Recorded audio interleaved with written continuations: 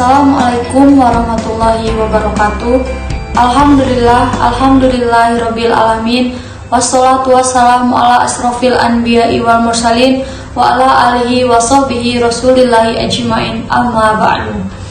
Perkenalkan, nama saya Neta Mulyani dengan NIM 2011-9007. Saya adalah salah satu mahasiswa dari Universitas Islam Negeri Sultan Taha Saifuddin Jambi dengan program studi pendidikan agama Islam. Adapun tujuan saya membuat video pembelajaran ini adalah untuk memenuhi salah satu tugas mata kuliah saya, yaitu Ushul Fikih 1 yang diampu oleh Ibu Rina Juliana MPDI.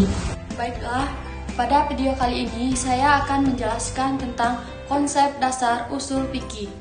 Akan tetapi, sebelum kita membahas tentang konsep dasar usul fikih, kita harus paham dulu apa itu fikih dan apa kaitannya dengan usul fikih. Baiklah, yang pertama kita pahami dulu tentang definisi fikih. Apa itu fikih?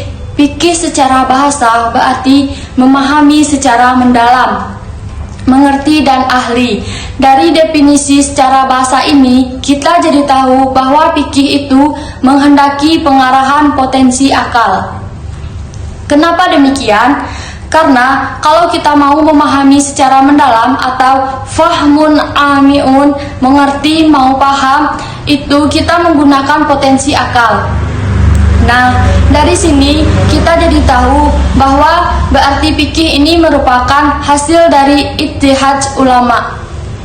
Sebenarnya ada banyak sekali definisi fikih secara bahasa dan istilah, tetapi saya ambil satu definisi saja dari Abdul Wahab Khalaf yang berbunyi al-fiqh huwa majmu'atul ahkam asy-syar'iyyah al-amaliyah al-mustafada min adillati hatta fisliyah, yang artinya fikih adalah kumpulan hukum-hukum syara yang berkenaan dengan perbuatan manusia yang diambil dari dalil-dalilnya yang jelas dan terperinci.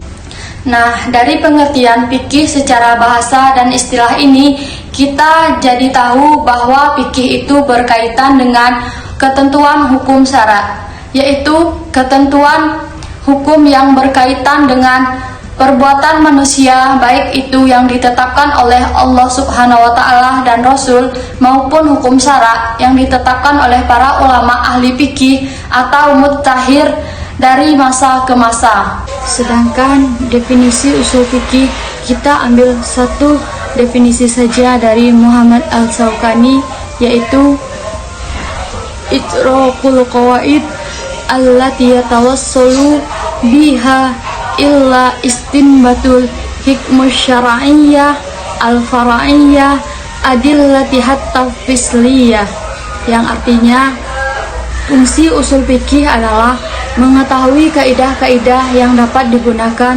sebagai alat untuk menggali atau istinbat hukum-hukum furu' dari dalil-dalil yang rinci dan jelas.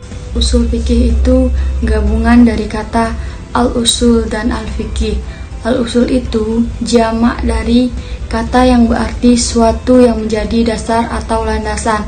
Sedangkan fikih sudah kita bahas di atas tadi, yaitu fikih adalah fahmun amiun atau pemahaman yang mendalam. Sedangkan definisi usul fikih, kita ambil satu definisi saja dari Muhammad Al-Sawkani, yaitu itraqul qawaid allati yatawassalu biha illa istinbatul hikmah syar'iyyah al-fara'iyyah adillati hatta fisliyah, yang artinya fungsi usul fikih adalah mengetahui kaidah-kaidah yang dapat digunakan sebagai alat untuk menggali atau istinbat hukum-hukum furu' dari dalil-dalil yang rinci dan jelas.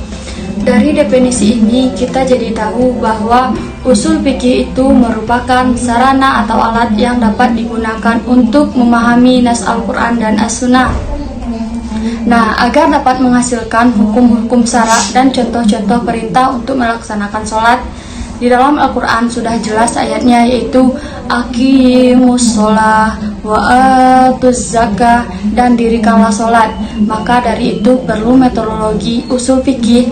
Dalam usul fikih ada salah satu kaidah ammar, yaitu al-ashhu fi amri lil wajub. Pada dasarnya perintah itu menunjukkan wajib. Kemudian ada juga objek pembahasan tentang usul fikih. Objek pembahasan dalam usul fikih adalah syariat yang bersifat kuli atau menyangkut dalil-dalil hukum, baik dalil-dalil yang ada di dalam Al-Quran maupun hadis, dan juga dalam hasil ijtihad dari ulama. Dan yang terakhir yaitu tujuan mempelajari usul fikih. Adapun tujuan mempelajari usul fikih itu adalah agar kita memahami tentang seluk-beluk dan proses penetapan hukum dan dalil-dalil yang melandasinya. Selain itu, kita juga paham secara mendalam tentang berbagai ketentuan hukum seperti ibadah muamalah dan ukubah. Tujuannya agar kita mampu menyelami hukum Allah dengan baik dan benar dan dapat diterapkan dalam kehidupan nyata.